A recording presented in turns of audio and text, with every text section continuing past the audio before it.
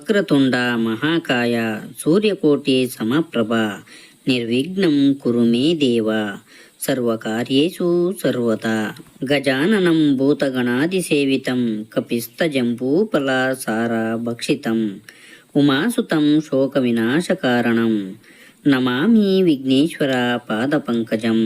ಸಮಸ್ತ ವೀಕ್ಷಕರಿಗೂ ಸುವರ್ಣ ಇನ್ಸ್ಪೈರ್ ಕನ್ನಡ ಚಾನೆಲ್ನಿಂದ ನಮಸ್ಕಾರಗಳು. ವೀಕ್ಷಕರೇ, ನೀವು ಇದೇ ಮೊದಲ ಬಾರಿಗೆ ನಮ್ಮ ಚಾನಲನ್ನು ನೋಡ್ತಾ ಇದ್ದರೆ ಸಬ್ಸ್ಕ್ರೈಬ್ ಮಾಡಿ, ಗಂಟೆ ಬಟನ್ ಒತ್ತಿ ಆಲ್ ಅಂತ ಸೆಲೆಕ್ಟ್ ಮಾಡಿ. ಹೀಗೆ ಮಾಡೋದ್ರಿಂದ ನಾವು ಹಾಕುವ ಎಲ್ಲ ವಿಡಿಯೋಗಳು ಮೊದಲಿಗೆ ನಿಮ್ಮನ್ನು ತಲುಪುತ್ತವೆ. ಬನ್ನಿ ವೀಕ್ಷಕರೇ, ಇಂದಿನ ವಿಡಿಯೋ ಶುರು ಮಾಡೋಣ.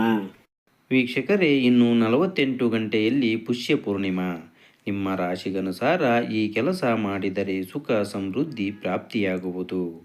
2026ರ ಹೊಸ ವರ್ಷದ ಆರಂಭದಲ್ಲಿ ಪುಷ್ಯ ಪೂರ್ಣಿಮಾ ಹಬ್ಬವನ್ನು ಆಚರಿಸಲಾಗುವುದು. ಈ ಪುಷ್ಯ ಪೂರ್ಣಿಮಾದ ದಿನದಂದು ನಿಮ್ಮ ರಾಶಿಗನುಸಾರ ಈ ರೀತಿ ಮಾಡಿದರೆ ಧನ ಸಂಪತ್ತಿನಲ್ಲಿ ಹೆಚ್ಚಳವಾಗುವುದು ಎಂದು ಇಲ್ಲಿ ತಿಳಿಸಲಾಗಿದೆ. ವೀಕ್ಷಕರೇ, ಹೊಸ ವರ್ಷವು ತನ್ನೊಂದಿಗೆ ಹೊಸ ಉತ್ಸಾಹವನ್ನು ಸಹ ತರುವುದು. ಹೊಸ ವರ್ಷದ ಆರಂಭದಲ್ಲಿ ನಾವು ಯಾವ ರೀತಿಯಾಗಿ ಇರುತ್ತೇವೆಯೋ ವರ್ಷ ಪೂರ್ತಿ ಅದೇ ಉತ್ಸಾಹ ಇರುವುದು ಎಂದು ಹೇಳಲಾಗುತ್ತದೆ. ಈ ಹೊಸ ವರ್ಷದ ಪ್ರಾರಂಭದಲ್ಲಿಯೇ ಪುಷ್ಯ ಪೂರ್ಣಿಮಾ ಹಬ್ಬವನ್ನು ಆಚರಿಸಲಾಗುವುದು. ಪುಷ್ಯ ಪೂರ್ಣಿಮಾ ದಿನಕ್ಕೆ ವಿಶೇಷವಾದ ಮಹತ್ವವನ್ನು ನೀಡಲಾಗಿದೆ. 2026ರ ಪುಷ್ಯ ಪೂರ್ಣಿಮಾ ತಿಥಿಯ ಆಗಮನವು ಜನವರಿ 2ರ ಸಂಜೆ 6:53 ಪ್ರಾರಂಭವಾಗಿ 2026ರ ಜನವರಿ 3ರ ಮಧ್ಯಾಹ್ನ 3:32 ಇರಲಿದೆ. ಹಾಗಾಗಿ ಪುಷ್ಯ ಪೂರ್ಣಿಮಾ ಹಬ್ಬವನ್ನು ಜನವರಿ 3ರಂದು ಆಚರಿಸಲಾಗುವುದು. ಈ ದಿನ ನಿಮ್ಮ ರಾಶಿಗನುಸಾರ ದಾನವನ್ನು ಮಾಡುವುದರಿಂದ ಯಾವೆಲ್ಲ ಸುಖ ಸಮೃದ್ಧಿಯು ಪ್ರಾಪ್ತವಾಗುವುದು ಎನ್ನುವ ಬಗ್ಗೆ ಸಂಪೂರ್ಣ ಮಾಹಿತಿಯನ್ನು ತಿಳಿಯಲು ಈ ವಿಡಿಯೋವನ್ನು ತಪ್ಪದೆ ಕೊನೆಯವರೆಗೂ ವೀಕ್ಷಿಸಿ. ಮೊದಲನೇ ರಾಶಿ ಮೇಷರಾಶಿ. ಮಂಗಳ ಗ್ರಹದ ರಾಶಿಯಾದ ಮೇಷರಾಶಿಗೆ ಸೇರಿದ ಜನರು ಪುಷ್ಯ ಪೂರ್ಣಿಮಾ ದಿನದಂದು ಕೆಂಪು ಬಣ್ಣದ ಬಟ್ಟೆ, ಬೇಳೆ, ಜೇನುತುಪ್ಪ ಅಥವಾ ಕೆಂಪು ಬಣ್ಣದ ಹಣ್ಣುಗಳನ್ನು ದಾನ ಮಾಡಿ. ಇದರಿಂದ ಸಂಪತ್ತಿನಲ್ಲಿ ವೃದ್ಧಿಯಾಗುವುದರೊಂದಿಗೆ ಸಾಲಗಳಿಂದ ಮುಕ್ತಿಯನ್ನು ಪಡೆಯುವಿರಿ. ಎರಡನೇ ರಾಶಿ ವೃಷಭ ರಾಶಿ.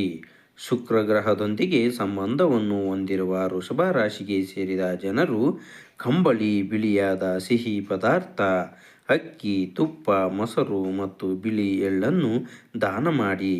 ಇದರಿಂದ ಸುಖ ಸಮೃದ್ಧಿ ಹಾಗೂ ವೈಭವದಲ್ಲಿ ಸಾಕಷ್ಟು ವೃದ್ಧಿಯಾಗುವುದು. ಮೂರನೇ ರಾಶಿ ಮಿಥುನ ರಾಶಿ. ಬುಧ ಗ್ರಹದ ರಾಶಿಯಾದ ಮಿಥುನ ರಾಶಿಗೆ ಸೇರಿದ ಜನರು ಹೆಸರು ಬೇಳೆ, ಹಸಿರು ತರಕಾರಿ, ಹಸಿರು ಬಣ್ಣದ ಬಟ್ಟೆ ಅಥವಾ ಸ್ಟೇಷನರಿ ವಸ್ತುಗಳನ್ನು ದಾನ ಮಾಡುವುದರಿಂದ ವ್ಯಾಪಾರ, ಕೆಲಸ ಮತ್ತು ವೃತ್ತಿ ಜೀವನದಲ್ಲಿ ಪ್ರಗತಿ ದೊರಕುವುದು. ನಾಲ್ಕನೇ ರಾಶಿ ಕಟಕ ರಾಶಿ.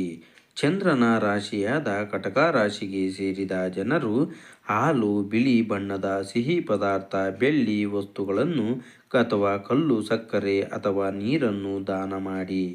ಇದರಿಂದ ಮಾನಸಿಕ ಶಾಂತಿ ಮತ್ತು ಲಕ್ಷ್ಮೀದೇವಿಯ ಕೃಪೆಗೆ ನೀವು ಪಾತ್ರರಾಗುವಿರಿ. ಐದನೇ ರಾಶಿ ಸಿಂಹರಾಶಿ.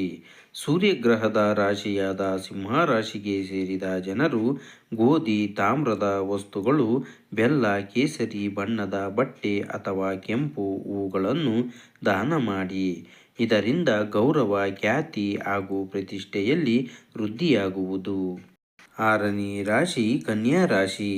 ಬುಧನ ಮತ್ತೊಂದು ರಾಶಿಯಾದ ಕನ್ಯಾ ರಾಶಿಗೆ ಸೇರಿದ ಜನರು ಹಸಿರು ಬಣ್ಣದ ಬಟ್ಟೆ, ಹಸಿರು ಬೇಳೆ ಕಾಳುಗಳು, ಹಸಿರು ಹಣ್ಣು, ತರಕಾರಿಗಳು ಮತ್ತು ತುಪ್ಪವನ್ನು ದಾನ ಮಾಡಿ.